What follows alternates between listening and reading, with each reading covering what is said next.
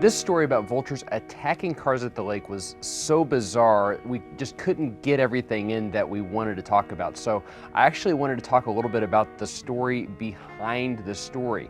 We sort of stumbled onto this one. We were down near the Lake of the Ozarks working on a different story. It aired earlier this week, and it was actually about bears. That bird's been dead for a while. But the same conservationist we were talking to happened to be the same person who was dealing with vultures attacking cars at the Lake of the Ozarks on a daily basis. We thought it was such a weird story. We went down and talked to these fishermen about what they had been through. And then I actually stayed the night at the Lake of the Ozarks just to see what would happen the next morning. I got up at dawn and I camped out with my camera across the lake from where the vultures were roosting.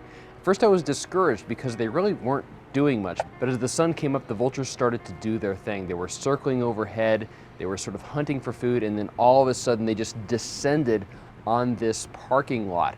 It was so eerie how they sort of did everything all at once as a group.